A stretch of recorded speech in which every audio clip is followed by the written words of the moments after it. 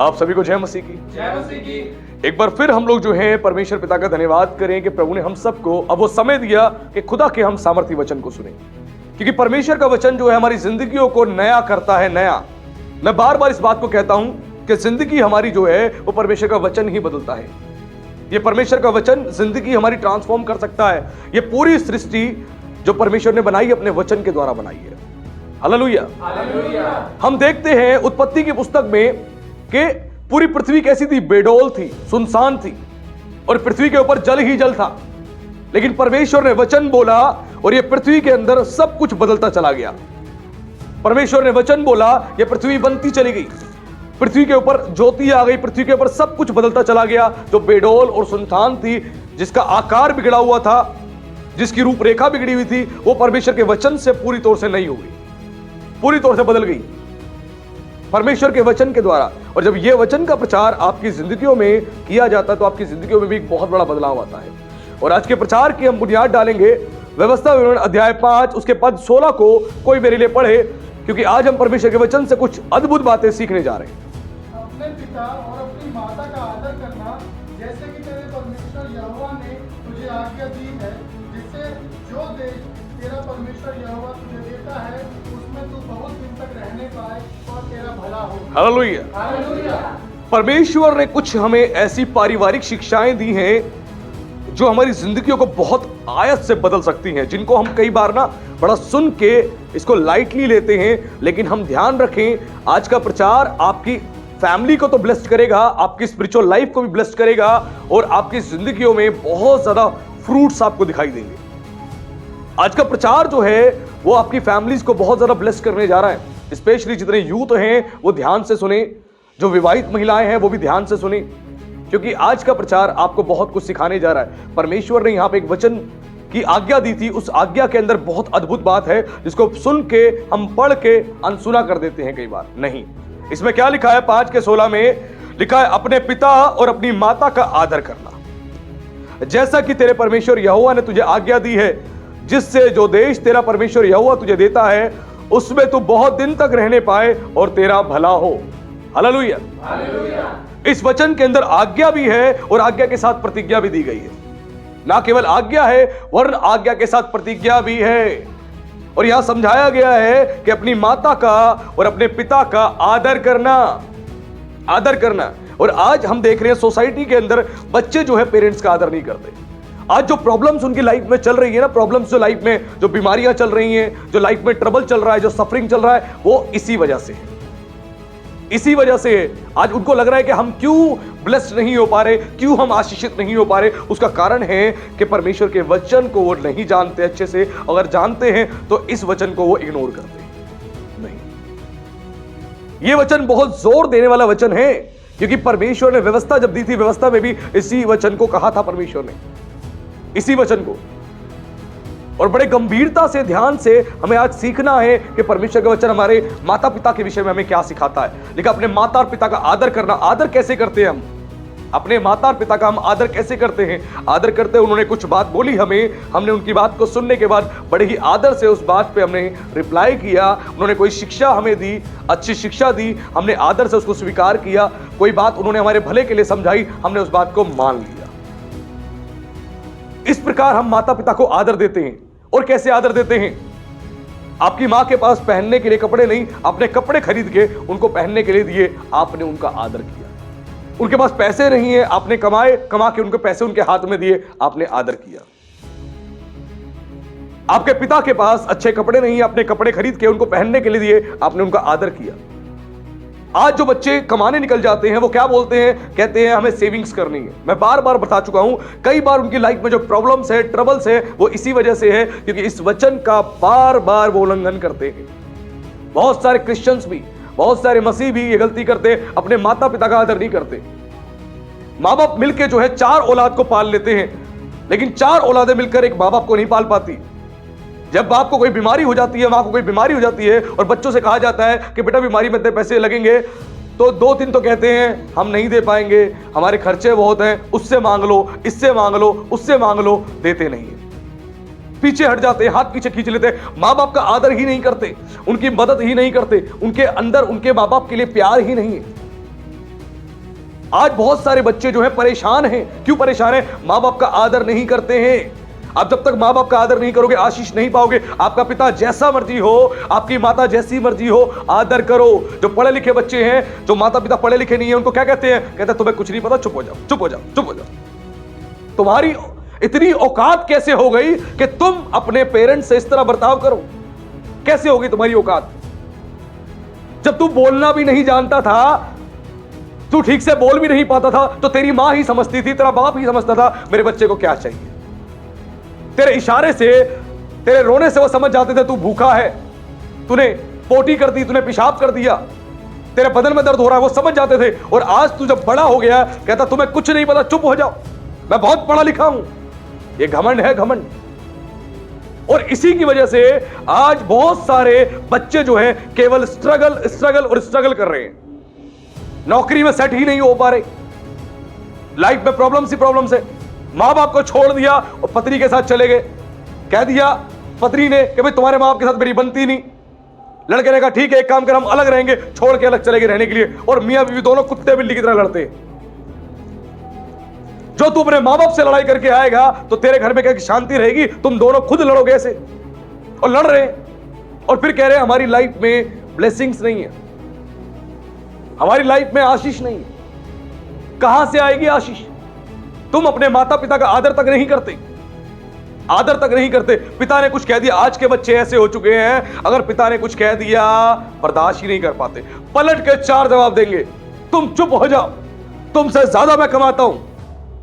मुझे एक बहन ने बताया कि उनका बेटा, इनका कोई रिश्तेदार है, रिश्तेदार के उनके बेटे ने बोला अपने पिता को, पिता कोई बात कह रहा था तो बेटे ने छूट देगा, तुम चुप रहो, तुमसे ज्यादा मैं कमाता हूं, तुमसे ज्यादा।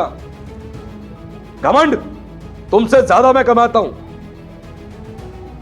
तेरे पेरेंट्स ने पाल पोस के तुझे बड़ा किया, इस लायक बनाया कि तू कमाए, तुझे अच्छी परवरिश दी, तेरे ऊपर खूब खर्चा किया। आज तू कह रहा मैं तुमसे ज्यादा कमाता हूं, तुम्हें कोई समझ नहीं, मुझे बहुत समझ है। अच्छा बेटा, तू तो एक दिन बोल देगा मैं परमेश्वर तुझसे भी बड़ा हो चुका हूं, तुझे कुछ नहीं पता, मुझे तुझसे ज्यादा पता है। ये वो वाली बात होगी। इतना अहंकार नहीं होना चाहिए। तुम्हारे पेरेंट्स अच्छे हैं, अच्छा व्यवहार करते हैं, बुरा व्यवहार करते हैं, फिर भी आदर करो, आदर करो। कई बहुएं जो होती हैं, जब उनकी सास बूढ़ी हो जाती है, बूढ़ी होने के बाद जो गांव की है, देहात की है, वो गालियां दे दे के बात करती हैं, गालियां दे दे के बात करती हैं। और बहू कहती है चुप हो जाना बुढ़िया, बोलना नहीं, समझ आ गई, तुम्हारा मुंह बंद कर दूंगी, मैं गला दाब दूंगी तुम्हारा, तुमने कुछ बोल दिया तो। क्यों भाई? और अपने घर जब जाती है, अपनी भाभी को समझाती है कि सुनो ना भाभी, मम्मी बूढ़ी हो गई ना, कुछ कहना मत, गाली देती है, देने दो ना, एक कान से सुनो दूसरे कान से निकाल दो ना, कुछ बोलना मत। वाह रे वाह, अपनी मां के लिए इतनी ममता, और अपने पति के मां के लिए कोई ममता नहीं है। तुम्हारा भला होगा, कहीं से भला नहीं होगा। और ऐसा ही आज चल रहा है, आज ऐसा ही समाज में चल रहा है। सास को इतना सा बर्दाश्त नहीं कर पाते, इतना सा बर्दाश्त नहीं कर पाते। जो तुम्हारी सास है, जो ससुर है, वो भी तुम्हारे माता और पिता हैं। बाइबल में माता पिता के लिए जो सास ससुर के लिए शब्द इस्तेमाल हुआ, वो भी माता पिता ही यूज हुआ है। ध्यान रखना, उनको भी आदर और सम्मान देना है, अच्छे से बर्ताव करना है। यह समझ हमारे अंदर होनी चाहिए। कई बार क्या होता है, लड़की जब अपने घर लेके जाती है लड़के को, और लड़का जब घर जाता है, उसके परिवार से अच्छा बर्ताव करता है, सब कुछ करता है, तो उसके बाद कई बार लड़के के घर वाले कहते हैं भाई तू ज्यादा ससुराल के लिए मत करियो, तू ससुराल की तरफ ज्यादा ध्यान मत दियो। क्यों? ससुराल में जो उसके लड़की के माता पिता हैं, क्या उनके प्रति लड़के की जिम्मेदारी नहीं? उनके प्रति भी है, और लड़की की भी जिम्मेदारी है उस लड़के के माता पिता के प्रति। दोनों की जिम्मेदारी है, और प्यार मोहब्बत रखना है। लेकिन आज मतलब नहीं रखते। कितने ऐसे मैंने दामाद देखे हैं जो अपने सास ससुर से मतलब तक नहीं रखते। कितने ऐसे हैं। एक ने मुझे बताया, अरे मुझे तो 6 साल हो गई, मैंने तो बात ही नहीं करी आज तक, 6 साल तो बात ही नहीं करी। और अपनी बीवी को कहते हैं मम्मी का पूरा ध्यान रखना, मम्मी का एक एक चीज का ध्यान रखना, पापा का एक एक चीज का ध्यान रखना, बूढ़े हो चुके हैं, टाइम से खाना, टाइम से पानी मिलना चाहिए, उनसे उल्टा मत बोलना। और लड़की के माँ बाप को सालों साल तक पूछा नहीं है, मतलब तक नहीं रखा। और यहां हम परवरिश देते हैं, शिक्षा देते हैं अपनी पत्नी को, सुन रही है, इज्जत करियो, आदर करियो, मेरी माँ है, मेरा बाप है। यह अहंकार होता है। फिर हम कहते हैं हम ब्लेस्ड लाइफ जिएंगे। कहां से जियोगे भाई? आज जितने शादीशुदा लोग हैं जो अपनी सास और ससुर से सालों से बात नहीं करी, आज घर पहुंच के फोन पे बात कर लेना, मिला लेना अपने साले साहब के पास फोन, कहना एक बार मम्मी पापा से बात कराइए और बात कर लेना। परमेश्वर मेल कराता है, मेल, और सिखा रहा है आदर करो और झूठे मुंह पूछ लेना कि मम्मी कुछ चाहिए क्या, पापा कुछ चाहिए क्या। पहली बात तो तुमसे कुछ मांगेंगे नहीं, क्योंकि अगर वो पहले गांव में बिलोंग करते हैं, वहां से रहते हैं, तो इस टाइप के वो होंगे ही नहीं कि तुमसे कुछ मांगे। लेकिन फिर भी पूछ लेना, अगर कुछ कह दे तो इतना ना कर पाओ, इतना कर देना। आगे बढ़ के आदर करो अपने माता और पिता का, नहीं तो तुम परेशान रहोगे, तकलीफ में रहोगे और फिर बोलोगे हमारी लाइफ में ब्लेसिंग क्यों नहीं आ रही, क्यों नहीं आ रही। आज कितने ऐसे बच्चे हैं जब पिता घर में आता है काम करके तो पिता को एक गिलास पानी तक नहीं देते कि लो पापा पानी पियो, पानी तक नहीं देते हैं, सीधे मुंह बात तक नहीं करते। बाप काम पे से आया, बच्चे कमरे में पड़े होते हैं टीवी चला के, और टीवी देखने में लगे होते हैं, अपने फोन में लगे होते हैं। अरे बाप आया आने दो ना, मतलब तक नहीं होता। ये आदर सम्मान है। फिर हम कह रहे हैं कि प्रभु हमें आशीष दे, आशीष दे। कैसी आशीष चाहिए?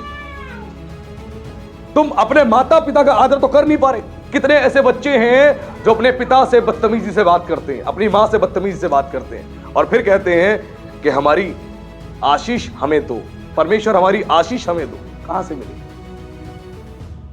आज समाज सोसाइटी के अंदर जो लोग परेशान हैं वो इसी वजह से हैं कि वो अपने माता पिता का आदर नहीं करते हैं। और परमेश्वर ने यह आज्ञा दी है कि माता पिता का आदर करना। ऐसा करने से क्या होगा? इसके साथ प्रतिज्ञाएं भी हैं। ऐसा करने से जो परमेश्वर ने तुझे जो देश दिया है, जिस देश में तू रहता है, उसमें तू लंबे समय तक रह पाएगा। तू भगोड़ा नहीं बनेगा, लंबे समय तक तू टिक पाएगा, नहीं तो तू भागता रहेगा।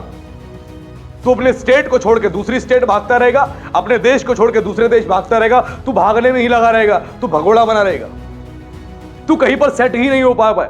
तुझे लगेगा कि मैं कहीं चला जाऊं वहां सेट हो जाऊंगा, तू सेट हो ही नहीं पाएगा जब तक तू अपने माता पिता का आदर नहीं करेगा। और जब आदर करेगा तो परमेश्वर जहां तेरे मां बाप रहते हैं वहीं तुझे रख के आशीष देगा, वहीं रख के आशीष देगा। हमारा परमेश्वर वो परमेश्वर नहीं है कि बच्चों को मां बाप को अलग कर दे और अलग अलग जाके रहे। नहीं, कह रहा है जिस देश को परमेश्वर ने तुझे दिया है, जहां तेरे मां बाप रहते हैं वहीं तू बना रहेगा, वह लंबे समय तक तू वहीं बना रहेगा, वहीं पे तू आशीषित रहेगा। यह एक श्राप होता है, कर्ष होता है कि मां बाप इंडिया में रह रहे हैं और बच्चा इंडिया छोड़ के चला गया विदेश में, वहीं जॉब कर रहा, वहीं रह रहा है, मां बाप को छोड़ दिया। एक कर्ष होता है, बाइबल बताती है कि बच्चे माँ बाप को छोड़ के चले गए विदेश में, वहीं रह रहे हैं, वहीं शादी कर ली, वहीं बच्चा कर लिया, माँ बाप को छोड़ दिया, बस साल में एक दो बार आ जाते चक्कर लगाने के लिए। एक कर्ष है, श्राप है ये। जब आपके बच्चे आपके साथ रह रहे हैं, एक ब्लेसिंग है, ब्लेसिंग एक प्रभु की ओर से बहुत बड़ी आशीष है। और जब माता पिता का आदर करोगे, प्रभु तुम्हें ऐसी ही ब्लेसिंग देगा कि तुम बने रहोगे अपनी फैमिली के साथ, तुम्हारी नौकरी यहीं पर रहेगी, तुम ब्लेस्ड रहोगे और अपनी फैमिली के साथ, अपने पेरेंट्स के साथ रहोगे। नहीं तो तुम्हारे माँ बाप कहीं पर और तुम कहीं पर।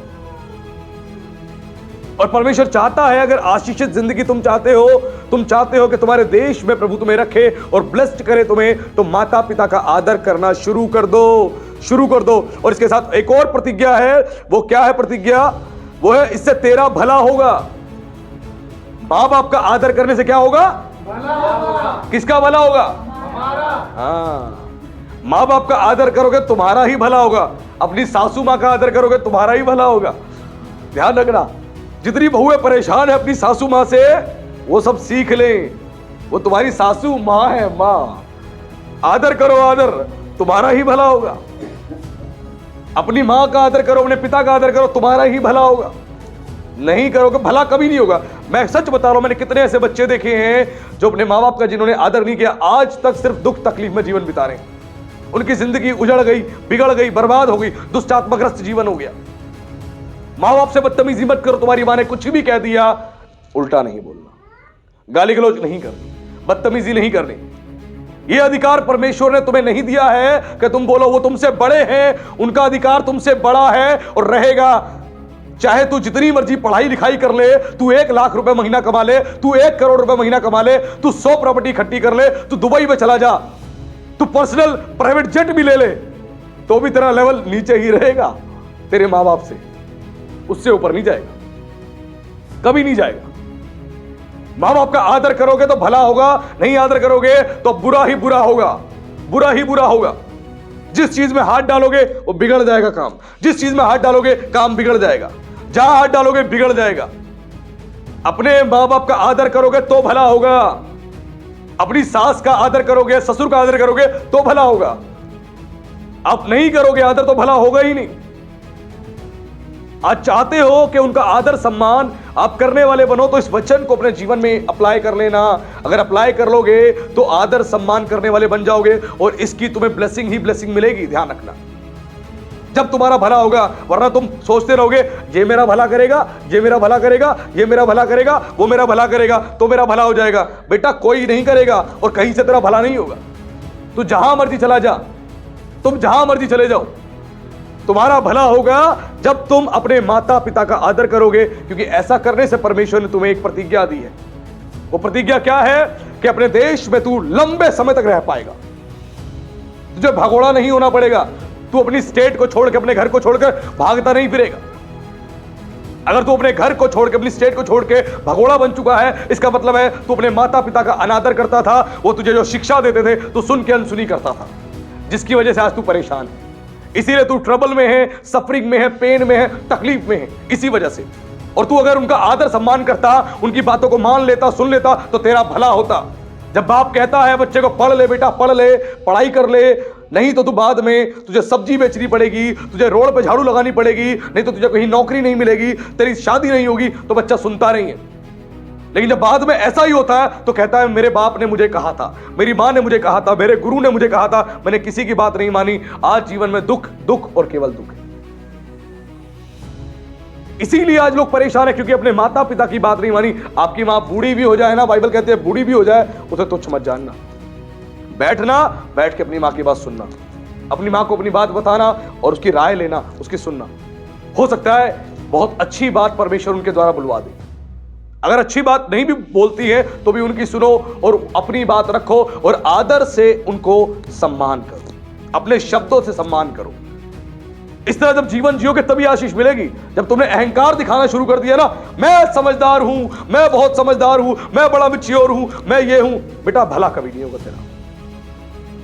जीवन भर केवल स्ट्रगल स्ट्रगल और स्ट्रगल ही करता रहेगा, कभी भला नहीं होगा। आज से अपनी मां से इज्जत से बात करनी शुरू कर दो, सम्मान देना शुरू कर दो। और एक ब्लेसिंग और मिलती है जब मां बाप का आदर करते हैं और परमेश्वर के इस वचन का पालन करते हैं। नीति वचन उसके 3:2 में लिखा है, क्योंकि ऐसा करने से तेरी आयु बढ़ेगी और तू अधिक कुशल से रहेगा। जब तू अपने मां बाप की बात को सुनेगा, आदर सम्मान करेगा, ये वचन में जो बात लिखी है इसको मानेगा, तो ऐसा करने तेरी आयु बढ़ेगी। 50 साल में तुझे हार्ट अटैक नहीं आएगा। आज 45 साल में, 50 साल में हार्ट अटैक आ रहा है, लोग मर रहे हैं हार्ट अटैक से, किडनी फेल, लीवर फेल, सब कुछ हो रहा है। क्यों ऐसा हो रहा है? क्योंकि मां बाप का आदर नहीं कर रहे, मां बाप का सम्मान नहीं कर रहे। इसीलिए किडनी फेल हो रही है, लीवर फेल हो रहा है, हार्ट अटैक आ रहे, जवान जवान बच्चों की मौत हो रही है। क्यों हो रही है? अपने मां बाप का आदर नहीं करते, इसी वजह से परेशान है। तुम चाहते हो लॉन्ग लाइफ जीना, एक लंबी आयु देखना चाहते हो, तो इस वचन में परमेश्वर ने बता दिया कि परमेश्वर तुझे मरने नहीं देगा जल्दी। एक लंबी आयु देखेगा तो लंबी आयु मूसा की तरह परमेश्वर की लंबी आयु तुझे देगा और तेरे शरीर में वो बल रहेगा, वो सामर्थ रहेगी। लंबी उम्र तक तू जीवित रहेगा। अपने बच्चे देख लेगा, अपने बच्चों के बच्चे देख लेगा, उनके बच्चे के बच्चों तक देख लेगा तू। इतनी ब्लेसिंग परमेश्वर देगा, कितनी पीढ़ियां तू देख लेगा। वो कब? जब मां बाप का आदर करेगा। नहीं तो बेटा 40 साल में तेरा लीवर फेल, तेरी किडनी फेल, हार्ट अटैक आ जाएगा, दिल में स्टंट डल जाएंगे, छल्ले डल जाएंगे, अब तू रोएगा अस्पताल में, माँ बाप मुझे बचा लो, पापा बचा लो, मम्मा बचा लो। वो कहेंगे बेटा हम क्या करें, हम तो ऊपर वाले से बस दुआ कर सकते हैं। लंबी उम्र चाहते हो, लंबी लाइफ देखना चाहते हो, तो सीधा एक तरीका है, परमेश्वर के वचन का पालन करो। और क्या होगा इसके साथ? उम्र तो बढ़ेगी बढ़ेगी और तू अधिक कुशल से रहेगा। यानी थोड़ा तो कुशल से नहीं, अधिक कुशल से रहेगा।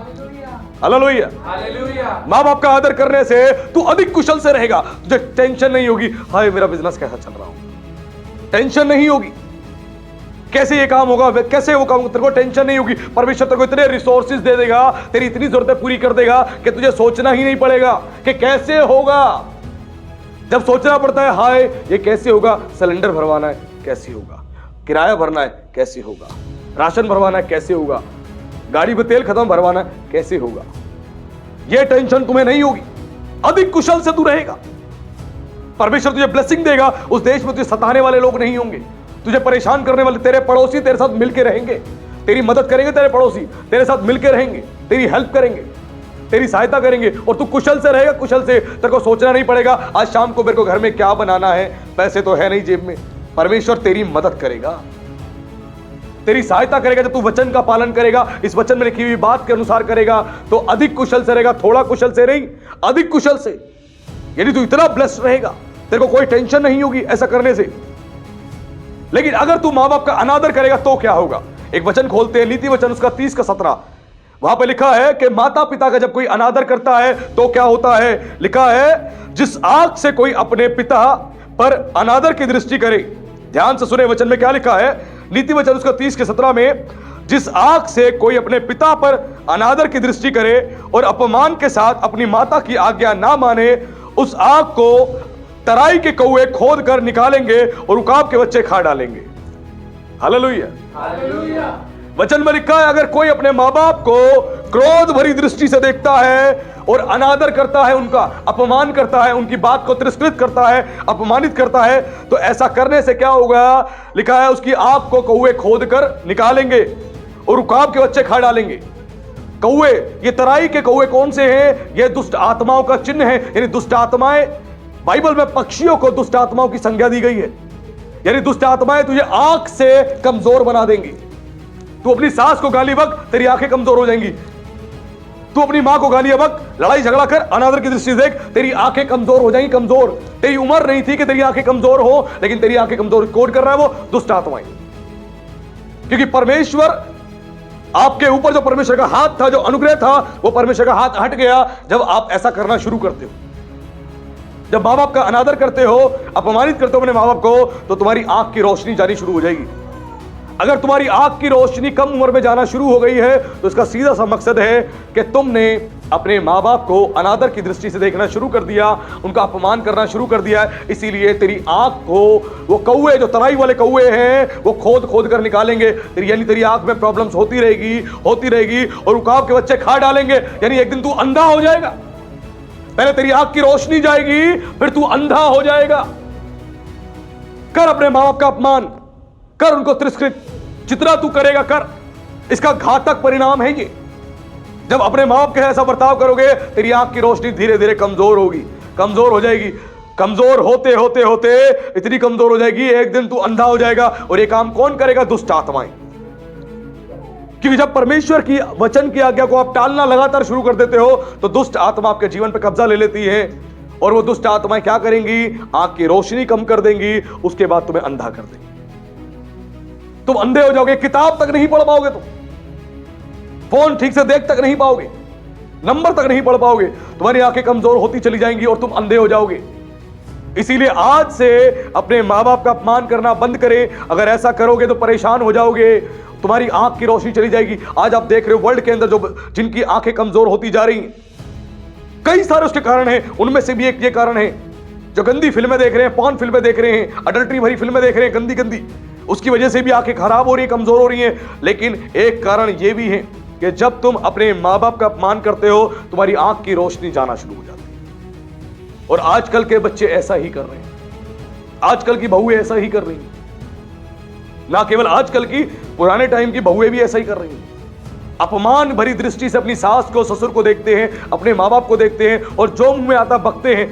जब तुम दूसरे का भला नहीं कर रहे, दूसरे का अच्छा व्यवहार नहीं कर रहे, तो तुम्हारे साथ कैसे होगा? बाइबल कहती है मनुष्य जो कुछ बोएगा वही वो काटेगा। आप जो बोओगे वही काटोगे। अपनी आंख से अपनी मां को अपमान की दृष्टि से मत देखना कि ये पढ़ी लिखी नहीं है, अनपढ़ है, इसको कुछ नहीं पता, मुझे सब कुछ पता है, मैं ही समझदार हूं।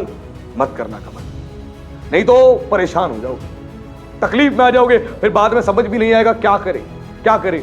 तुम्हारी मदर अगर गाली देके भी बात करती है, तुम्हारा पिता गाली देके भी बात करता है, तब भी अपनी जुबान में लगाम रखना। उनसे गाली मत देना, उल्टा बर्ताव मत करना, सहनशील होकर उनके प्रति नम्रता से, दीनता से अपनी बात कहना। अकड़ और अहंकार मत दिखाना कि मैं पुरुष हूं, मैं बेटा हूं, मैं बलवान हूं, तो जो मेरे मुंह में आएगा मैं बोल दूंगा, मैं बहू हूं, जो मेरे मुंह में आएगा मैं बोल दूंगी।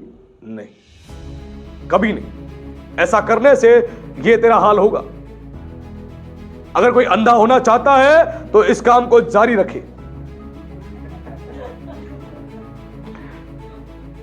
यहां तो अंधे होगे, लेकिन नरक में जाने के बाद इसी आंखों में हुक डाले जाएंगे और लटकाया जाएगा आग में। वहां पे तकलीफ अलग से है। फिर बोलोगे अब क्या करे क्या करे। मैं कितने ऐसे बच्चे जानता हूं, एक माँ ने 3-3 बच्चे पाल पोस के बड़े कर दिए। बड़ा बेटा कहता है मेरी जिम्मेदारी थोड़ी ना है, मेरी अपनी बीवी अपने बच्चे उनको देखूंगा मैं, मुझे क्या मतलब। बीच वाला करता है, छोटे वाला करता है, बड़े वाला करता है, मुझे कोई मतलब नहीं, मैं नहीं देखूंगा। और उसी मां ने उन बच्चों को पाल पोस के बड़ा किया, वो कहता मुझे मतलब नहीं। मेरी रिश्तेदारी में है कई ऐसे लोग, 3-3 बच्चे हैं, 2 बच्चे बेचारे मां बाप की सेवा कर रहे हैं, पिता तो नहीं रहे, मां की सेवा कर रहे हैं। बड़े वाला कहता है मुझे कोई मतलब नहीं, मेरी बीवी, मेरे बच्चे और मेरा घर। वाह बेटा, आज तू कर ले ऐसा, बुढ़ापे में तेरी औलाद तेरे साथ करेगी ऐसा। फिर तू क्या करेगा? वो भी अपनी बीवी को लेकर साइड में निकल जाएगा तुम्हारा बेटा, और तुम्हें देखेगा ही नहीं।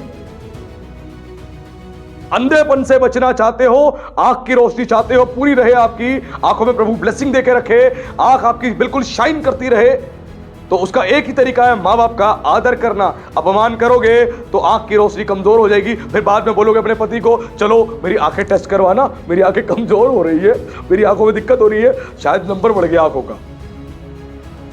फिर चश्मे लगेंगे और बाद में परेशान हो जाओगे। इसीलिए बुद्धिमानी से बर्ताव करना। और मां बाप को कोसने से और क्या होगा? नीति वचन उसके 20:20 में लिखा है, यदि कोई पिता या माता को कोसता है तो उसका दिया बुझ जाएगा और घोर अंधकार छा जाएगा। अपने मां बाप को यदि तुमने कोसना शुरू कर दिया कि तू तो ऐसी है, तू तो वैसी है, फलाना ढिमकाना, और जो जो मुंह में आया तूने बोल दिया, अपनी मां को, अपनी सास को, अपने ससुर को, जो तेरे दिल में आया तूने बकवास कर दी, तूने बोल दिया, तो बेटा घोर अंधकार छा जाएगा, तेरा दिया बुझ जाएगा। दिया बुझ जाने का मतलब तेरे भविष्य, तेरा डार्कनेस चला जाएगा, अंधेरे में, तेरा भविष्य अंधेरे में चला जाएगा। हर दिन केवल अंधेरा ही तुझे देखने को मिलेगा। तो नौकरी के लिए जाएगा, नौकरी नहीं मिलेगी कहीं पर भी, सब मना कर देंगे। तू कहीं पर काम करेगा, वो तुझे काम से निकाल देगा। तू कहीं पर काम कर लेगा तो वो तुझे पैसे नहीं देगा, और लगातार समस्याओं में तू रहेगा, समस्याओं में, परेशानियों में। अगर मां बाप को कोसते हो तो फ्यूचर अंधेरे में चला जाएगा। और कितने ऐसे बच्चे आज तक परेशान हैं, कितने ऐसे बच्चे आपने देखे होंगे, बीटेक कर रखी है, एलएलबी कर रखी है, अच्छी खासी पढ़ाई कर रखी है, उसके बाद भी स्ट्रगल कर रहे हैं, उसके बाद भी स्ट्रगल कर रहे हैं, कहीं पर सेट नहीं हो पा रहे, कहीं पर भी ठीक से सेट नहीं हो पा रहे, काम धंधे सेट नहीं हो पा रहे, परेशान ही परेशान है। क्यों है परेशान? उसका कारण ये, अपने माता पिता का अपमान करते हैं, उनका अनादर करते हैं, अपने आप को बड़ा विजडमफुल बताते हैं, और मां बाप को कहते हैं तुम तो अनपढ़ गवार हो, तुम्हें पता क्या है, चुप रहो, बैठो, तुम्हें कुछ नहीं पता, तुमने ज्यादा पढ़ाई कर ली है आज, इसीलिए ज्यादा पढ़ाई का नतीजा ऐसा है कि तुम्हारी बुद्धि बिगड़ गई है, बुद्धि बिगड़ गई है। आज ऐसा ही समाज हो चुका है, आज ऐसे ही लोग हो चुके हैं, अपने माता पिता के साथ इस तरह व्यवहार कर रहे हैं, और ऐसा करने से मेरे भाई मेरी बहन, तुम्हारा भविष्य अंधकार में चला जाएगा। तुम केवल स्ट्रगल स्ट्रगल और सफरिंग, पेन में लगे रहोगे, इससे बाहर निकल ही नहीं पाओगे, निकल ही नहीं पाओगे। अगर मां बाप के साथ ऐसा बर्ताव करोगे, मत करें ऐसा बर्ताव, आपका भविष्य अंधकार में चला जाएगा। भविष्य अंधकार में इस पृथ्वी पर भी, और उसके बाद उठा के अनंत काल की आग में, अंधकार में, यानी झील में डाल दिया जाएगा, नरक में। वहां पर भी नरक में जाओगे और यहां पर भी जाओगे। यह गलती मत करें। अपने मां बाप के साथ अगर बुरा व्यवहार करोगे तो बहुत सारी परेशानियों का आपको सामना करने को मिलेगा। क्यों? आज समाज में ऐसा ही होगा। कई सारी लड़कियां सोचती हैं केवल मेरे माता पिता ही मेरी जिम्मेदारी है, मेरे सास ससुर जो है उनसे मुझे कोई मतलब नहीं। ऐसा नहीं है। सास आपकी 90 साल की हो जाए, 95 साल की हो जाए, 100 साल की हो जाए, आपको सेवा करनी है, करनी है। कोई ना करे, कोई बेटा ना करे, कोई बहू ना करे, तुम उठा के लेके आओ, दिखाओ ना अपना दिल प्रेम से भरा हुआ, उठा के लेके आओ, करो सेवा। बाइबल कहती है कर्म बिना तेरा विश्वास अधूरा है, अधूरा है। तू विश्वास करता है यीशु मेरा प्रभु है, मैं यीशु से प्रेम करता हूं, उसके वचन पर चलता हूं, मैं चलता हूं, तो दिखा ना। अगर तू चलता है तो दिखा, कर तू सेवा। 90 साल की है, 100 साल के बिस्तर पे वो लैट्रिन कर रही है, पेशाब कर रही है, कर उसके कपड़े चेंज कर, साफ सफाई कर, इज्जत से प्यार कर, उसकी सेवा कर, तब पता लगेगा तू सच में प्यार करता है, सच में मसीह का दिल तेरे अंदर है, सच में तेरे अंदर प्रेम है। और कई घरों में जो बुजुर्ग हो जाती है, घर के अंदर जो सास बुजुर्ग हो जाती है, अगर किसी सामान को भी छूती है तो लड़ाई चालू, सामान को छू लिया लड़ाई चालू, उल्टा सीधा कहना चालू, गाली गलौज चालू, पता होते हुए भी कि बुजुर्ग हो चुकी है, इनकी समझ बुद्धि उतनी नहीं रही है, अब ये बच्ची हो चुकी है समझ बुद्धि से, तब भी उनके साथ बुरा व्यवहार किया जाता है, बुरा बर्ताव किया जाता है। क्यों? हम परेशान हो गए, हम परेशान हो गए। चिंता ना कर, तुम्हारा बुढ़ापा आ रहा है, तुम्हारी औलाद भी बोलेगी हम परेशान हो गए, हम परेशान हो गए, तुम्हें तो उठा के अनाथ आश्रम छोड़ के आएगी, फिर क्या करोगे? वृद्धाश्रम छोड़ के आएगी, फिर क्या करोगे? आज ये चीज हमें ठीक करनी पड़ेगी। आज ये पाप है जिन पापों की वजह से आज इंसान परेशान है। मैं प्यार करता हूं, दिखाओ अपने दिल को कि तुम मोहब्बत करते हो, दिखाओ ना, तभी तो आशीष पाओगे, तभी तो ब्लेस्ड होगे। अब हम जानते हैं हमारे रिश्तेदारों के प्रति बाइबल क्या कहती है। रिश्तेदारों के प्रति बाइबल क्या कहती है? एक वचन खोलते हैं, पहला तीमुथियुस अध्याय 5 उसके पद 8 में इस प्रकार लिखा है, पर यदि कोई अपनों की और निज करके अपने घराने की चिंता ना करे तो वह विश्वास से मुकर गया है और अविश्वासी से भी बदतर बन गया है। रिश्तेदारों के प्रति भी बाइबल सिखाती है कि आपकी जिम्मेदारी आपके रिलेटिव्स के प्रति भी क्या है। रिलेटिव्स के प्रति, ना केवल अपनी फैमिली के, केवल आपके रिश्तेदारों के प्रति भी जिम्मेदारी क्या है। यह समझाया गया है, अगर कोई अपनों की और निज करके अपने घराने की चिंता ना करे तो विश्वास से मुकर गया है। चिंता ना करे। अगर तेरे रिश्तेदार परेशान हैं, तकलीफ में है, मुसीबत में है, तो उनकी मदद नहीं करता तो तेरा विश्वासी होने का कोई फायदा नहीं, कोई फायदा नहीं। तेरे चर्च आने का फायदा नहीं, तेरे प्रभु भोज लेने का फायदा नहीं, तेरे बपतिस्मा लेने का फायदा नहीं, बाइबल पढ़ने का फायदा नहीं, अगर तू अपने रिश्तेदारों को हेल्प नहीं कर रहा, उनकी मदद नहीं कर रहा। तो आज बहुत सारे मसीह कहते हैं भैया हमें तो अपने से, अपने घर वालों से मतलब है, बात खत्म, दूसरों के लिए केवल प्रार्थना करेंगे और कुछ नहीं करेंगे। बाइबल कह रही है चिंता करो, तेरा रिश्तेदार परेशान है, तकलीफ में, मुसीबत में, खाने के लिए नहीं है, मदद करो, पहनने के लिए नहीं है, मदद करो, उसके घर में दिक्कत परेशानी है, मदद करो। अगर तुम ऐसा करते हो तो तुम अपने आप को विश्वासी कह सकते हो, अपने आप को मसीह कह सकते हो। आज बहुत सारे लोग मतलब नहीं रखते, कितने भाई ऐसे अपनी बहनों से मतलब ही नहीं, ब्याह हो गया अब अपनी पत्नी अपने बच्चों में उलझे हुए हैं, अपनी बहनों से मतलब नहीं, बहन के साथ क्या हो रहा है, उसका पति क्या कर रहा है, हमें क्या मतलब, जीने दो ना, वो अपना जी रही है, हम अपना जी रहे हैं। फिर घर में बीवी बोलती है अरे अपना घर देख लो ना, छोड़ो ना, अपने घर में टेंशन कम है, जो बहन के घर में घुसने जा रहे हो।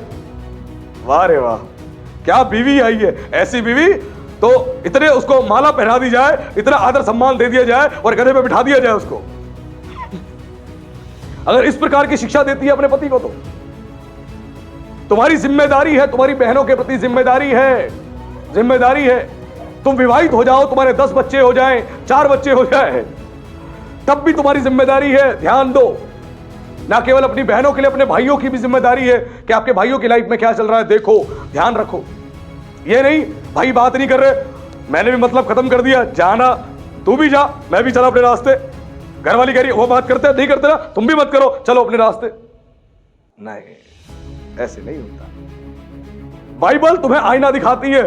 मैं फिर कह रहा हूं, ऐसी जगह पे ले जाकर मैं खड़ा कर दूंगा कि तुम्हें खुद अपने आप को देखकर कहीं ना कहीं शर्मिंदगी महसूस होगी, क्योंकि ये वचन सिखा रहा है तुझे अपने रिश्तेदारों की हेल्प करनी है, मदद करनी है। वो परेशान है, नौकरी नहीं, नौकरी के लिए मदद कर।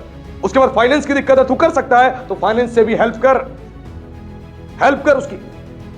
उसके घर में दिक्कत परेशानी चल रही है, तू जो सहायता मदद कर सकता है कर। ये तेरी रिश्तेदारों के प्रति भी जिम्मेदारी है और तेरे घर वालों के प्रति भी जिम्मेदारी है। जब तू रिश्तेदारों के प्रति जिम्मेदारी नहीं अदा करता तो एक बहुत गलत काम करता है, बहुत गलत काम करता है। बाइबल कहती है यदि तेरा भाई भूखा प्यासा हो और उसके बाद तू उसको बोले जा कुशल से जा, गरम रहे, प्रभु तुझे आशीष देगा, तो क्या ऐसा विश्वास तेरा उद्धार करा सकता है? नहीं। शायद करा दे किसी का, नहीं। किसी का नहीं करा सकता। तू विश्वास करता है तो तुझे अपने भाई की, अपने उस रिश्तेदार की मदद करनी पड़ेगी, भाई मदद करनी पड़ेगी। और तू कर रहा है तो तेरा विश्वासी होने के साथ साथ एक बड़ी आशीष का तू भागी भी हो सकता है।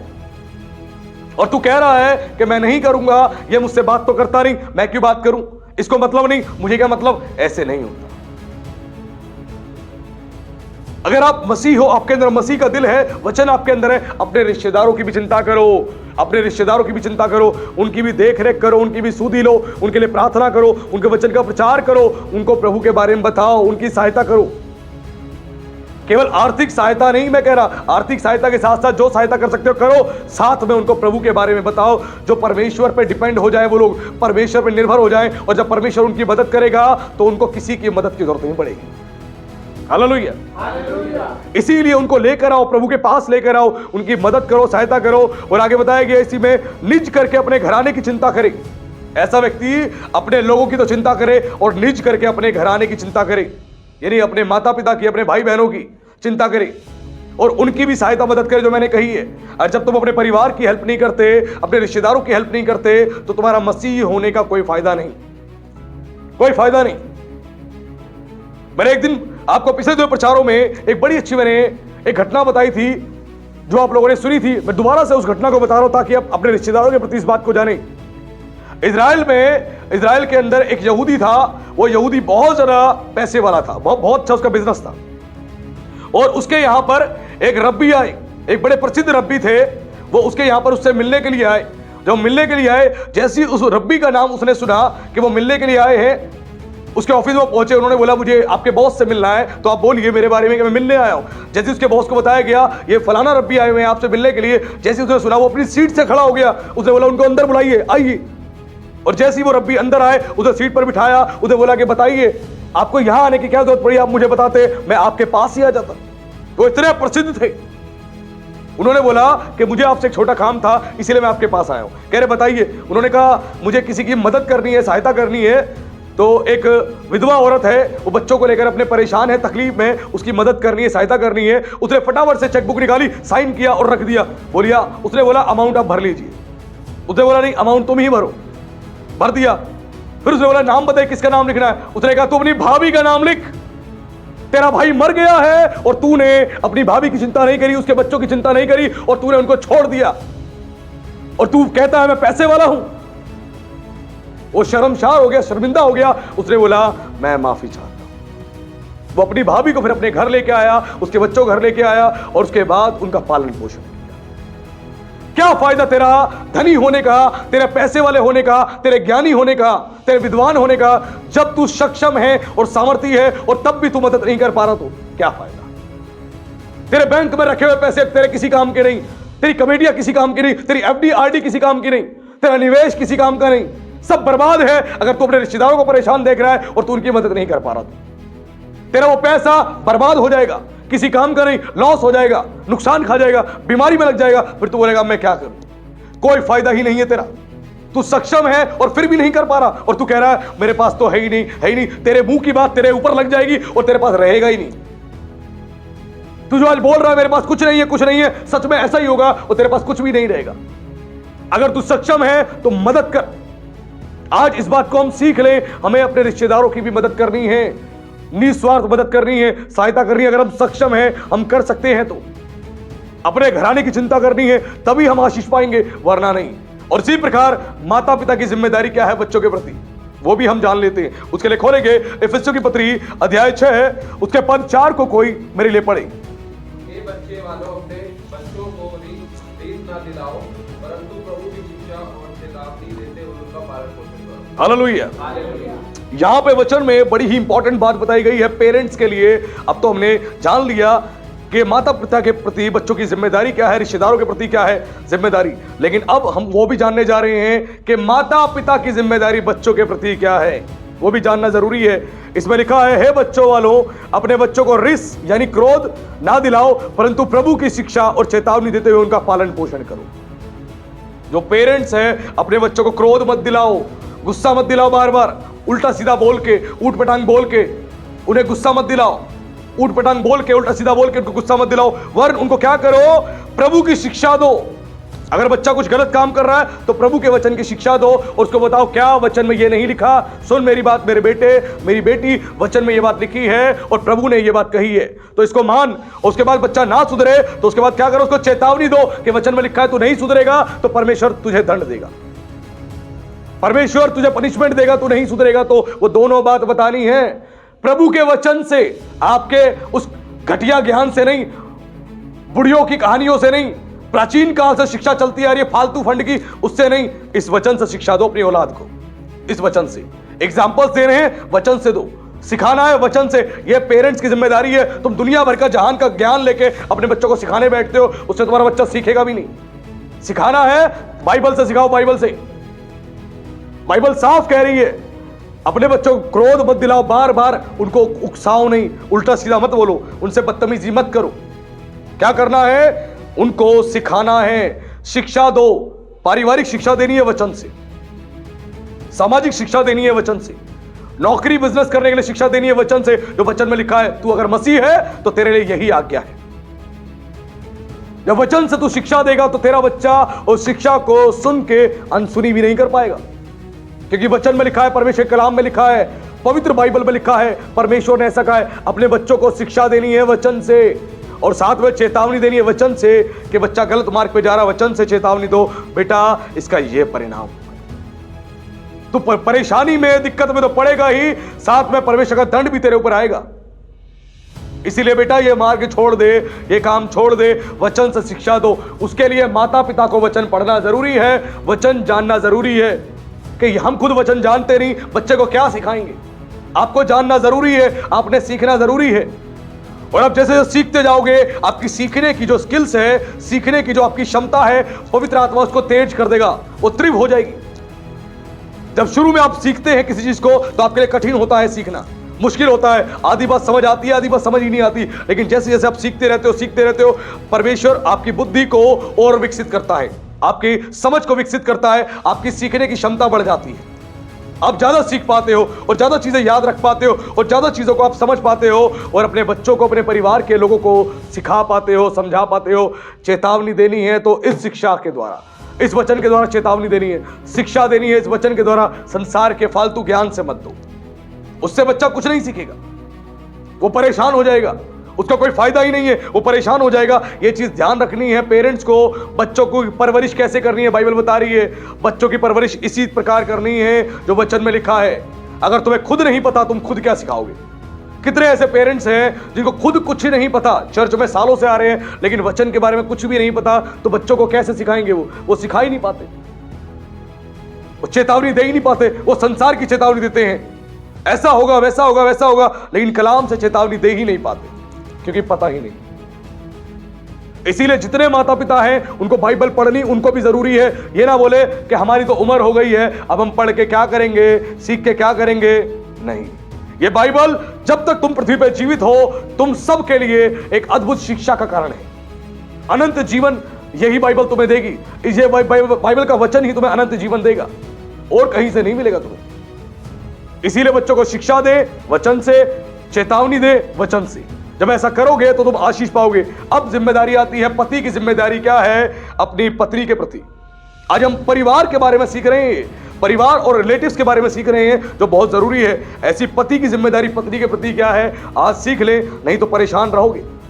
ये सामाजिक वो बातें हैं जो समाज को आज खराब कर चुकी हैं और शैतान ने लोगों को भरमा दिया है। उनके पास ज्ञान नहीं है, वो नाश हो रहे हैं। बाइबल कहती है मेरी प्रजा में ज्ञान ना होने से वो नाश हो गई। जब ज्ञान नहीं होगा, नाश हो जाएंगे।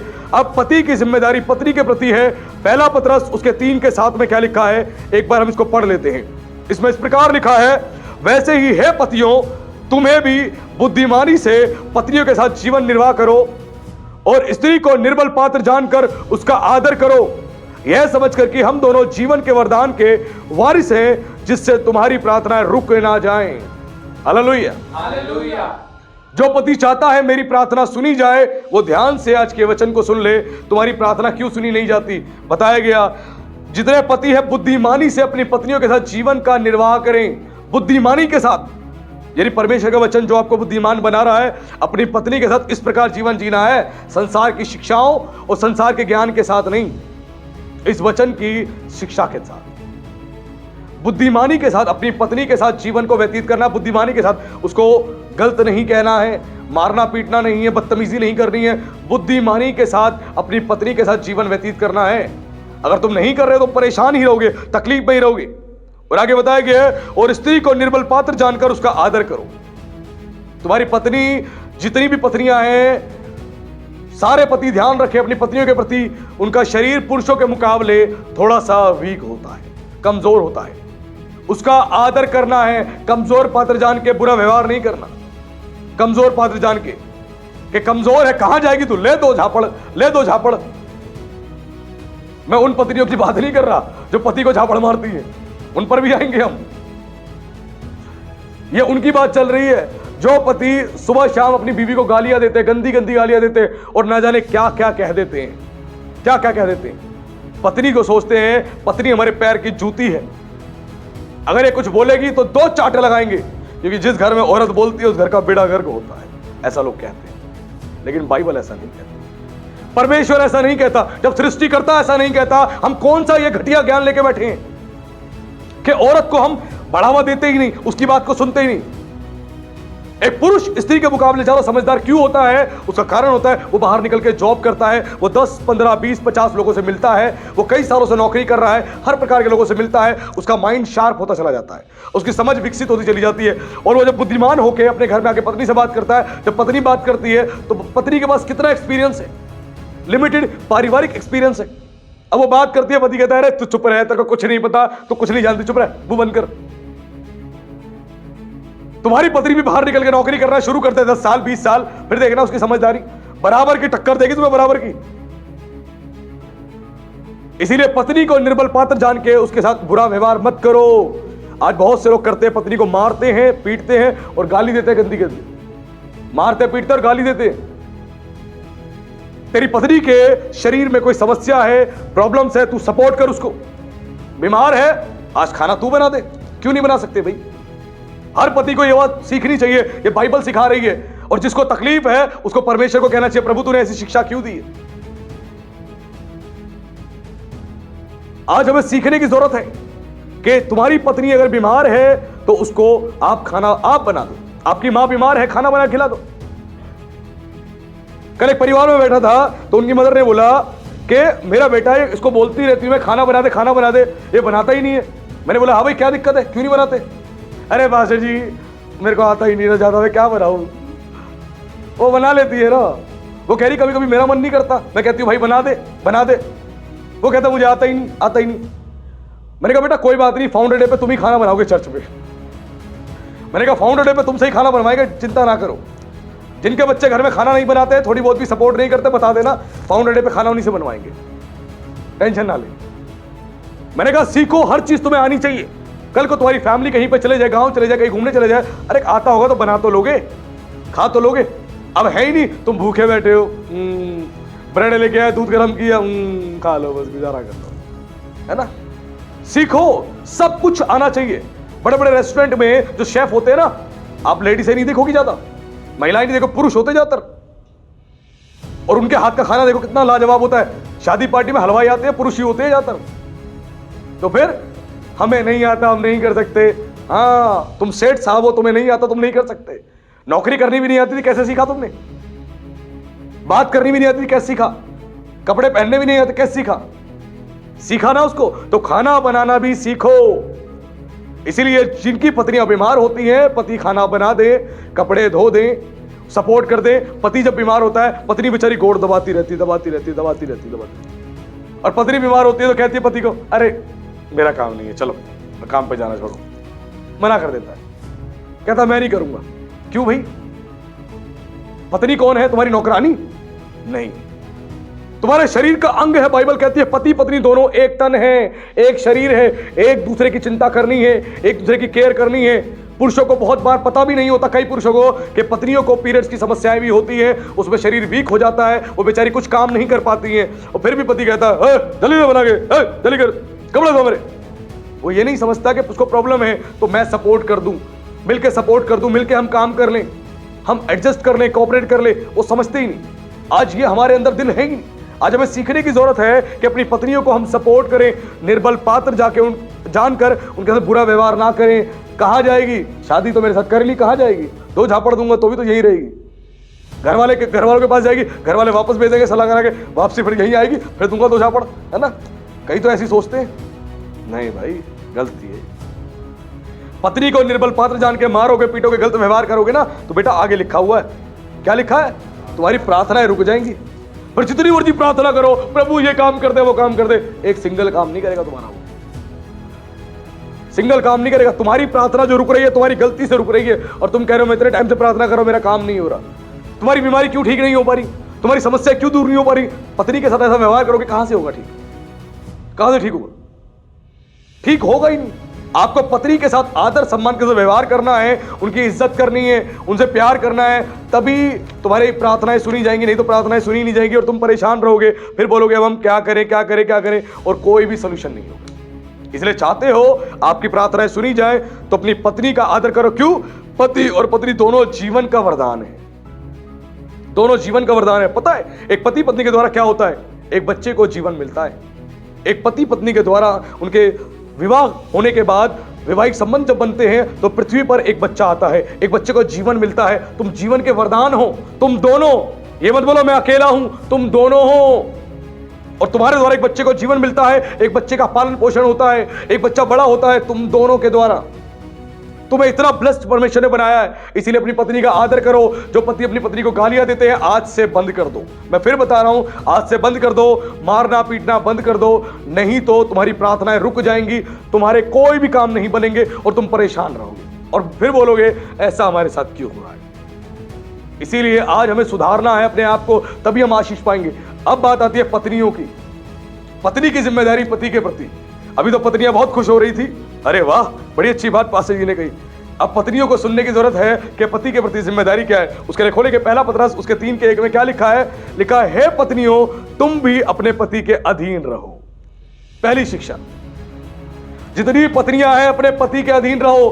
तुम्हारा पति गलत है, तुम्हारा पति गुस्से वाला है, तुम्हारा पति जितनी मर्जी कमियां हैं उसके अधीन रहो। अधीन रहने का मतलब पता है क्या होता है?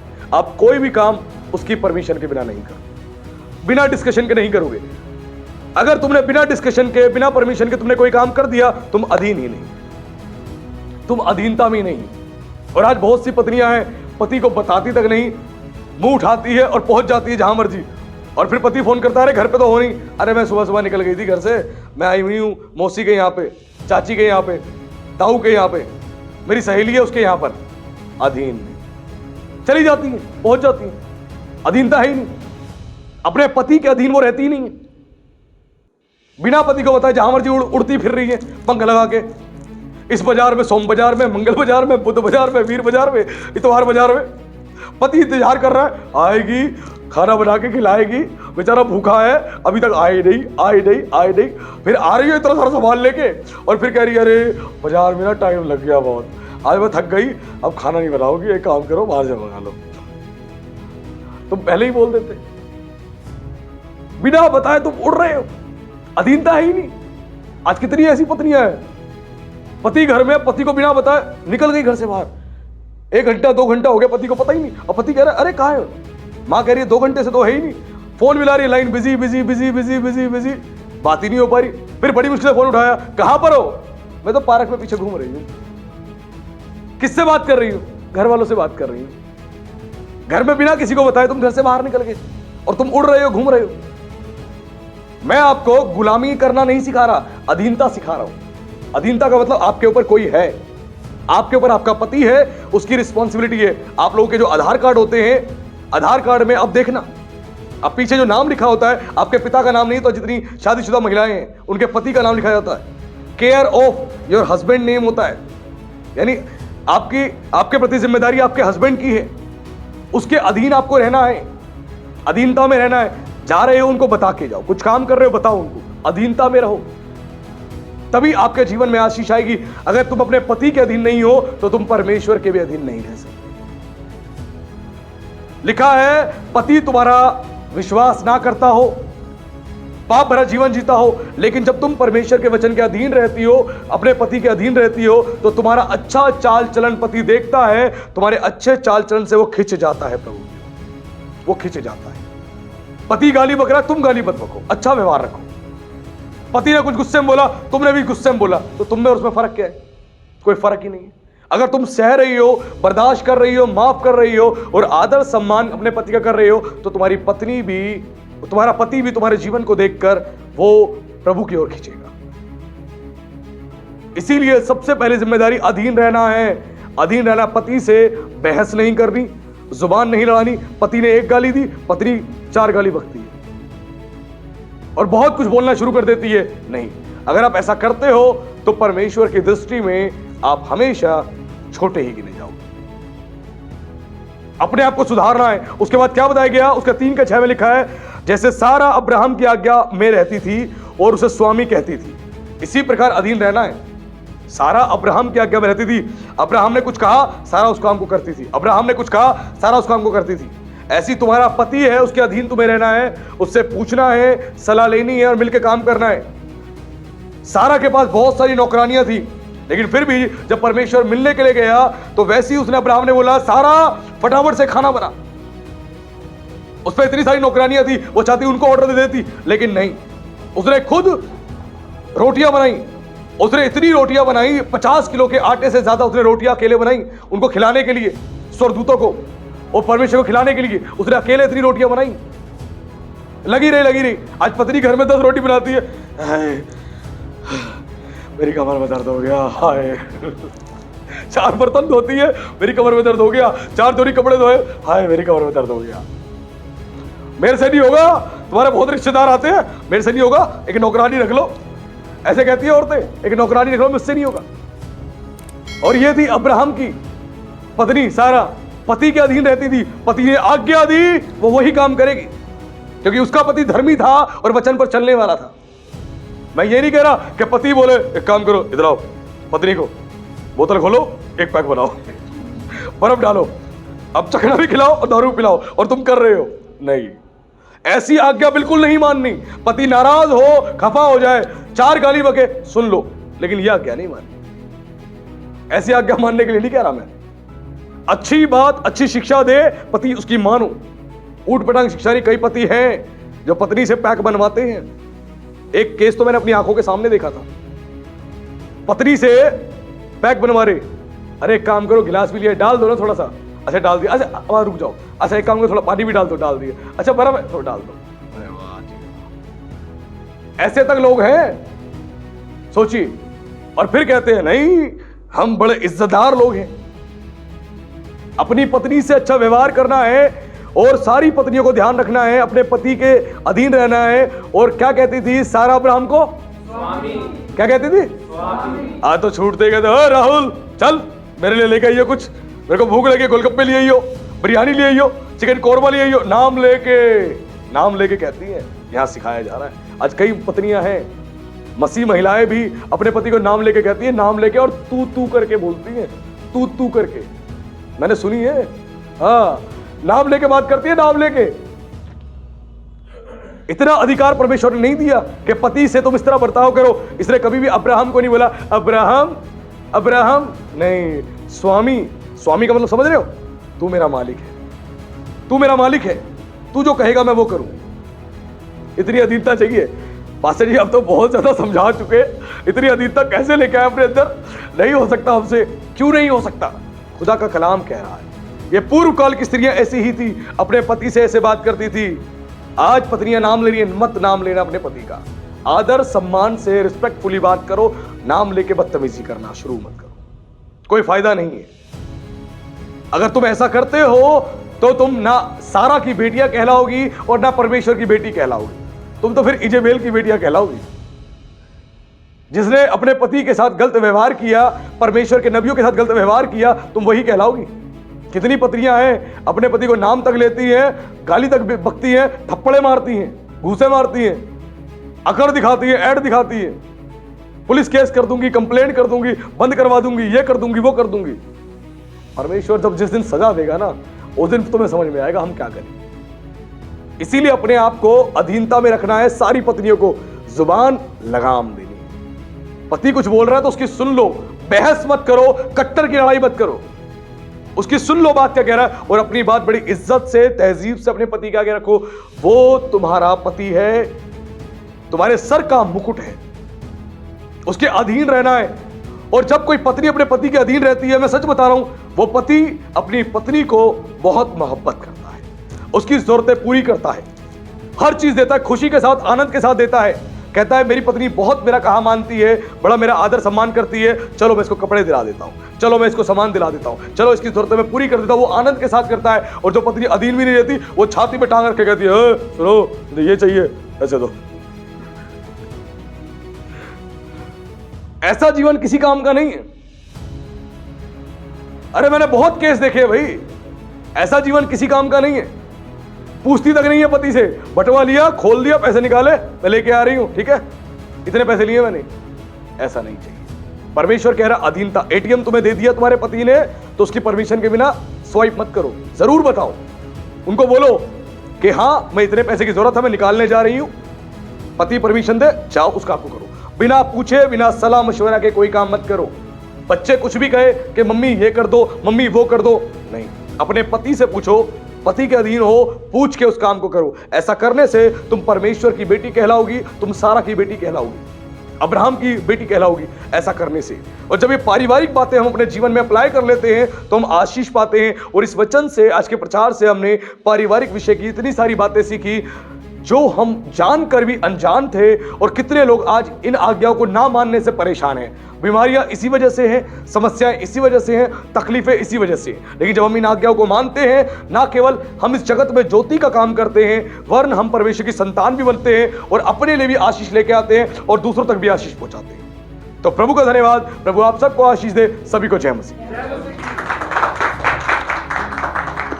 आइए हम लोग आंखें बंद करेंगे, सरों को झुकाएंगे, एक छोटी सी प्रार्थना करेंगे।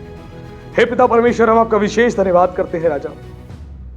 मेरे परमेश्वर, आज के वचन की शिक्षाओं के द्वारा प्रभु आपने बहुत कुछ सिखाया। मेरे परमेश्वर, आज अपने लोगों को सिखाया कि तुम अपने देश में लंबे समय तक रहना चाहते हो, कुशल से रहना चाहते हो, तुम चाहते हो तुम्हारा भला हो, तो अपने माता पिता का आदर करो, उनकी आज्ञाओं को मानो। प्रभु आपने बता दिया मेरे परमेश्वर कि तुम अगर मसीह हो तो अपने रिश्तेदारों की मदद करो। आपने बता दिया मेरे परमेश्वर कि तुम अपनी पत्नी से कैसे मोहब्बत करो, अपने पति से कैसे मोहब्बत करो, कैसे उनका आदर करो, कैसे तुम अपने बच्चों का पालन पोषण करो। हे मेरे परमेश्वर, आज अपने लोगों को प्रभु आपने बहुत कुछ बताया। मैं धन्यवाद देता हूं। आज सबको बुद्धि और ज्ञान देना, सबके अंदर प्रभु नरमाई को लेके आना, क्योंकि बाइबल कहती है महिमा पाने से पहले नम्रता आती है और नाश होने से पहले घमंड आता है। आज अपने लोगों के अंदर नम्रता को लेके आना ताकि वो महिमा को पाएं। और जब आपकी महिमा इनके ऊपर आएगी राजा, इनके जीवन में प्रकट होगी, तो ये आपके गवाह बनेंगे राजा। मेरे परमेश्वर, हर एक को छूना और हर एक को आशीष देना, ताकि मेरे प्रभु आपकी अद्भुत महिमा प्रभु जी इनके जीवनों में प्रकट हो और आपके वचन पर चलने वाले बने। जो सुना उसको अपने हृदय में रखे और बड़े आदर सम्मान के साथ अपने परिवार के साथ व्यवहार करे। और प्रभु जी चंगाई, आशीष, छुटकारा वैसे ही उनके जीवन में रिलीज हो जाएगा राजा। आपका हम विशेष धन्यवाद करते हैं। जो रुकी हुई प्रार्थनाएं हैं वो सुनी जाएंगी जब पति जो है अपने पत्नियों का आदर करेंगे, सम्मान करेंगे, उनकी दुख तकलीफ में उनके साथ खड़े होंगे। मेरे परमेश्वर, आपका विशेष धन्यवाद। मैं सबको आपके हाथों में सौंपता हूं, आपके लहू में सील करता हूं। इस प्रार्थना को मैं जीवित सामर्थी परमेश्वर के पुत्र मसीह यीशु के नाम से मांगता हूं, आमीन।